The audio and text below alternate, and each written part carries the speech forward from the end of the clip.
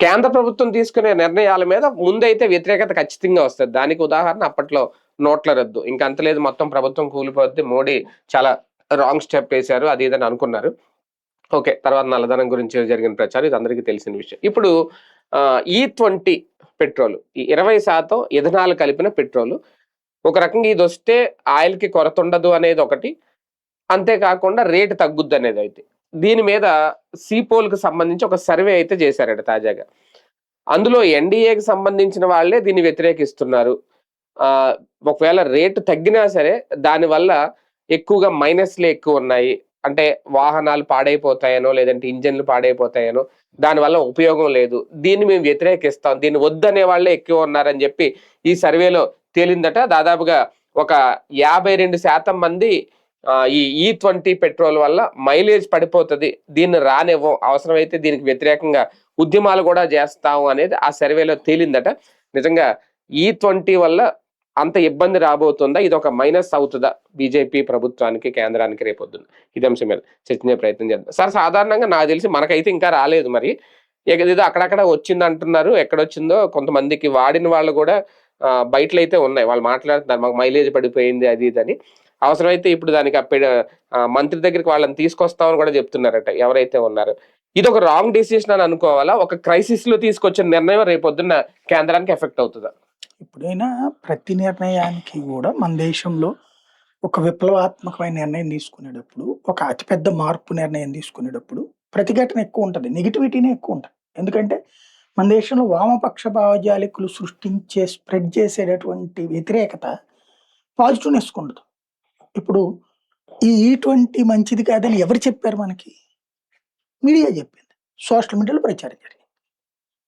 ఈళ్ళు చెప్పిన కార్లది 2 కార్లది సంబంధించినోళ్ళు పెట్టి చెప్పారు. అయి వెరిఫై చేశారు. వాళ్ళ వాడకంలో, వాళ్ళ మెయింటెనెన్స్‌లో తేడా వచ్చింది తప్పించి, ఆ పెట్రోల్‌లో తేడా రాలేదనేసి సదరు కంపెనీలు తేల్చినాయి. వ్యక్తుల యొక్క లోపం. ఇప్పుడు పెట్రోల్ వెహికల్స్‌కి ఇంజిన్ పాడవట్లేదా? డీజిల్ వెహికల్స్‌కి ఇంజిన్‌లు పాడవట్లేదా? దీని మీద ఎందుకు ప్రచారం జరగలేదు? ఎందుకంటే రోజు నువ్వు రిపేర్లు లేకుండా ఏ మెకానిక్ అన్నా అసలు ఖాళీగా కూర్చుంటున్నాడు ఎప్పుడన్నా? పైగా వెహికల్ తీసుకుపోతే 2 రోజులు, 3 రోజులు పెట్టుకుంటున్న పరిస్థితి ఉంది అక్కడ ఇన్నాళ్ళు. మరి ఏ ఇథనాల్ వాడామని అవుతున్నాయి ఈ రిపేర్లు? మరి ఇప్పుడు పెట్రోల్ వాడకూడదు, డీజిల్ వాడకూడదు కదా. ఎడ్ల బళ్ళు వాడుకోవాలి మనం. ఒక వెహికల్ వాడినప్పుడు ఆ వెహికల్. ఇకపోతే ప్రపంచంలో ఇథనాల్ ఓన్లీ మనమే వాడుతున్నామా? E10, E15 అనేది అనేక దేశాల్లో ఉన్నాయి. ఒక 10% అంటే వాళ్ళ దేశ వాతావరణ పరిస్థితులకు అనుగుణంగా వాడుతున్నారు. అక్కడ ఉన్న వ్యవసాయ బేసిస్ మీద కూడా. ఇప్పుడు మనం విధానాలు దేని నుంచి తీస్తాం? చెరుకున్నది రకరకాలు, మొక్కజొన్న నుంచి తీయచ్చు, అనేక రకాలు తీస్తాం. వాస్తవంగా ఇథనాల్ ఆస్పెక్ట్ లో 3 రకాలు ఉన్నది. వీళ్ళు ఒకటే అంటే అది అర్థవంతమైన ప్రచారం చేస్తున్నారు. దానికి నెగిటివ్ ప్రచారమే ఎక్కువ వైరల్ అవుతుంది. ఎందుకంటే ఎప్పుడైతే ఫియర్ అనేటటువంటిది క్రియేట్ చేస్తే వచ్చే లాభం ఇంకా దేనికి రాదు. ఇప్పుడు నీటిది ఉంది, ఇంకేముంది, ఏదో అయిపోతుంది. ఏమవుతుంది? పరీక్ష పేపర్ లీక్ అయితే 2వ సారి రాస్తాం. ఖచ్చితంగా ఆ సంబంధితమైన వాళ్ళు అరెస్ట్ చేయాలి. కానీ ఏమని ప్రచారం చేస్తారు? అసలు దేశంలో ఉన్నటువంటి నీటి రాసిన పిల్లల జీవితాలతో ఆడుకున్నారు. ఏం ఆడుకుంటారు దాంట్లో? ఇప్పుడు మనం ఇంతకుముందు 10th క్లాస్ పేపర్ లీక్లు అయినాయి, ఇంటర్మీడియట్ పేపర్ లీక్లు, ఎవరి జీవితం అని వెనక్కి వెళ్ళిపోయింది? ఏముండదు. కానీ ప్రచారం ఎట్లుంటది? ఇంకేముంది. అట్లాగే అయోధ్యలో రామాలయంలో దొంగతనం జరిగింది. దీంతో దేశం నాశనం అయిపోయింది. ఎవడో ఒకడు దొంగతనం చేశాడు. దొంగను తీసుకెళ్ళామా, అరెస్ట్ చేసామా, లేదా జైల్లో పెట్టామా? కానీ ఇది కాదు యాక్షన్ అంటే ఇంకేం కావాలి? అర్జెంటుగా మోడీ దిగిపోయేసి కేజ్రీవాల్నో లేకపోతే రాహుల్ గాంధీనో ప్రధానమంత్రిని చేసేస్తే అయోధ్య రామాలయ దొంగతనానికి న్యాయం జరిగిపోయినట్టు. ఇట్లాంటి విచిత్ర భావజాలం ఉన్నోళ్ళు ఇప్పుడు మీకు గ్యాస్ నాకు బాగా గుర్తు. మేము స్టూడెంట్ దశలో ఉన్న టైంలోనే గ్యాస్ బిగినైనాయి. మాకైతే మొట్టమొదటి మేము పొట్టు పొయ్యిలు వాడేవాళ్ళం. తర్వాత కట్టెల పొయ్యి వాడేవాళ్ళం. కట్టెల పొయ్యి ఒక వైపున, పొట్టు పొయ్యి ఒకటి. పొట్టు పొయ్యి మీదేమో వంట చేసుకునేవాళ్ళం, కట్టెల పొయ్యి మీద నీళ్లు ఇతరత్రా చేసుకునేవాళ్ళం. పెద్ద వంటలు ఏమైనా చేయాలంటే కట్టెల పొయ్యి మీద, పొట్టు పొయ్యి మీద అన్నం ఉడికేది. ఇది మా చిన్నప్పుడు మాకు తెలిసినటువంటి పొయ్య. తర్వాత కిరసనాయిల్ స్టవ్లు వచ్చినాయి, తర్వాత గ్యాస్ స్టవ్లు వచ్చినాయి. ఈ గ్యాస్ స్టవ్ వచ్చిన టైంలో ప్రచారం ఏముండేదో తెలుసా, భయం గ్యాస్ పోయి కొనాలంటే.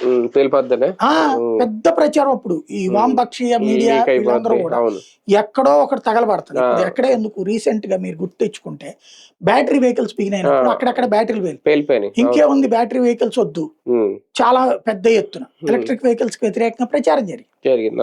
చూసారు మొదట్లో జనాలు దాని వల్ల వెనక్కి తగ్గారు. నేను కూడా తీసుకుందామని కూడా ఆగా. తర్వాత ఇప్పుడు చూస్తే ఎలక్ట్రిక్ వెహికల్స్ ఎందుకు వెళ్తున్నాయి, అవే కనబడుతున్నాయి రోడ్డు మీద. అవసరం అన్నటువంటిది ప్లస్ ఇది కొన్ని రోజులు ఈ ప్రచారం పనిచేస్తుంది. ఇప్పుడు ఎథనాల్ మీద కూడా ఈ ప్రచారం పనిచేస్తుంది. కొన్ని రోజులు పోయాక రొటీన్. ఇప్పుడు పెట్రోల్లో డీజిల్ ఏముందో మనకు ఎవరికీ తెలియదు.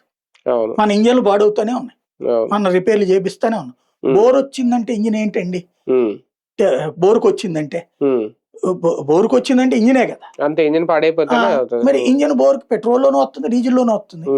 ఇప్పుడు ఎథనాల్ అయితే వారానే వస్తుంది అనేది ఏంటి, రాజకీయ ప్రచారం. మన దేశంలో వామపక్ష భావజాలీలు ఎట్లుంటారంటే, చైనా వాడు బాగుపడటానికి ఎట్లా, రష్యా వాడు బాగుపడడానికి ఎట్లా. మన దేశంలో రాగి పరిశ్రమ వస్తే కాలుష్యం వచ్చేస్తుంది.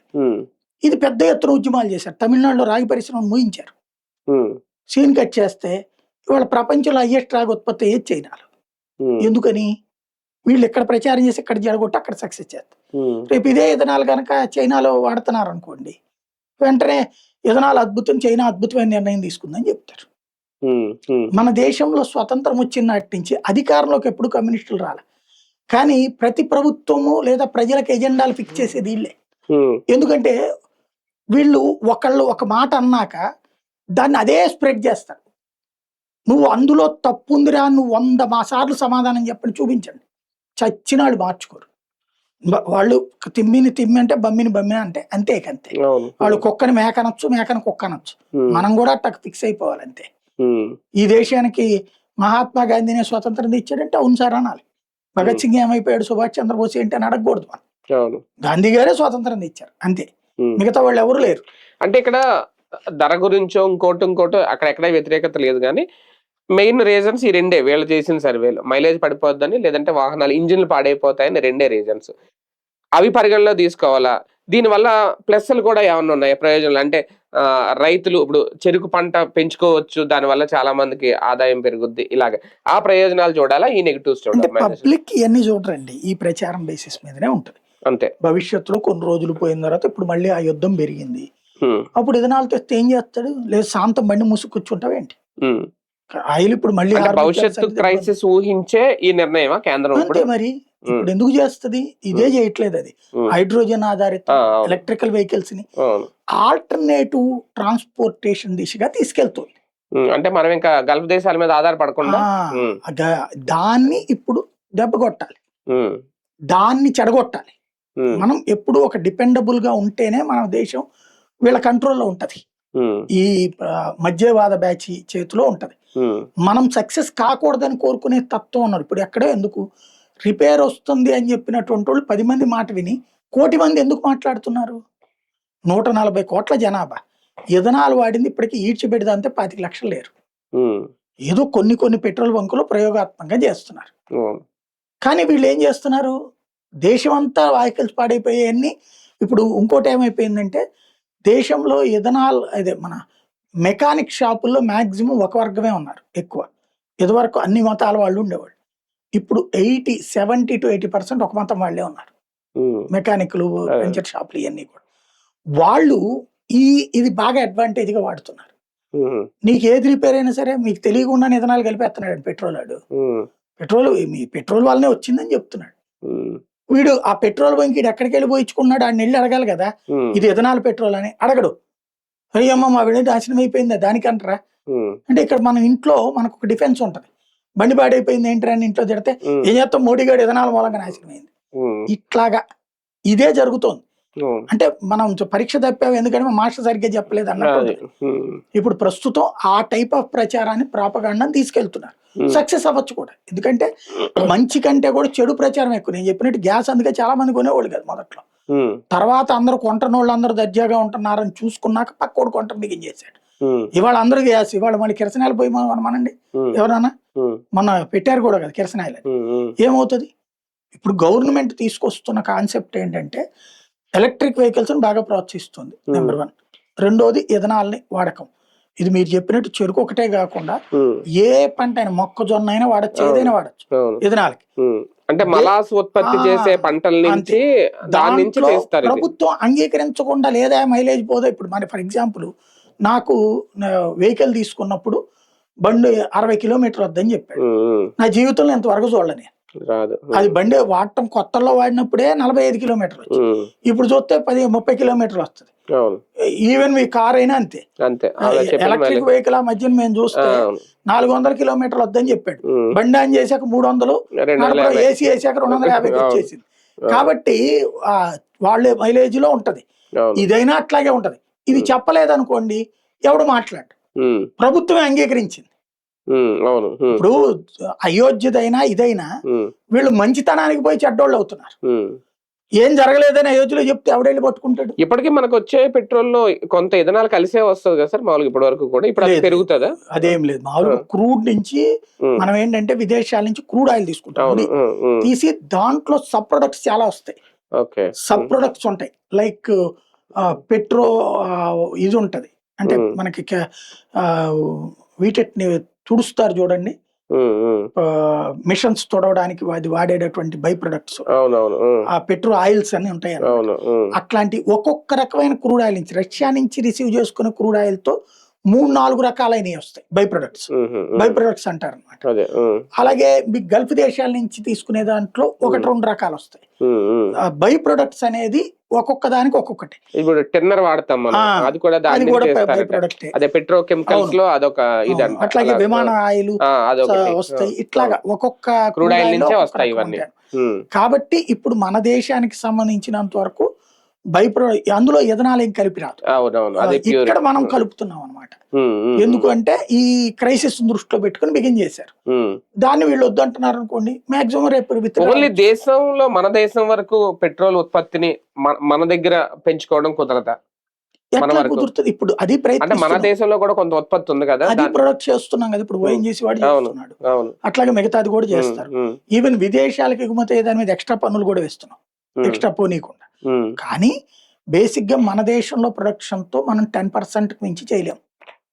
ఏది విపరీత కంప్లీట్ ప్రొడక్షన్ చేసినా సరే. ఇప్పుడు మోడీ ఏం చేశాడంటే దేశవ్యాప్తంగా ప్రైవేట్ కంపెనీలు ఎవరైతే ఈ భూగర్భ వ్యవహారాలు సెట్ చేస్తాయో అలాంటి ఎక్స్పీరియన్స్ ఉన్న కంపెనీలు పిలిచారు టెండర్లు. దేశంలో ఇప్పుడు మొన్న అందుకనే మనకు గోల్డ్ దొరికింది. కుప్పం దగ్గరది గోల్డ్ కావచ్చు, లేకపోతే అక్కడది స్వర్ణగిరిది కావచ్చు, జొన్నగిరిది.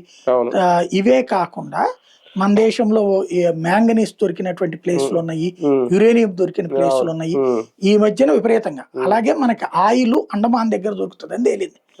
దాంతో పాటుగా ఇంకా కొత్త ఏరియాలు ఎత్తుకుతున్నారు. సముద్ర మదనం చేయమని చెప్పి సముద్ర మదనం ఒక ప్రాజెక్ట్ పెట్టారు దానికోసం. మొత్తం సముద్రంలో ఎక్కడెక్కడ ఆయిల్ దొరుకుతుంది అనేది ఇంతవరకు మనం సీరియస్ గా తీసుకోలేదు. ఇప్పుడు సీరియస్ గా తీసుకుంటున్నాం. అది సక్సెస్ అయిందంటే గనక మనకి ఒక 4-5 ఏరియాస్ లో దొరికింది అనుకోండి, మనం అసలు ప్రపంచాన్ని సంగతి మర్చిపోవచ్చు. కానీ E20తో ఒక రకంగా ఓకే, సక్సెస్ అయితే ఓకే, ఫెయిల్ అయితే అది ఒక పెద్ద మచ్చగా ఉండిపోదా? ఏముంటది, ఆపేస్తారు.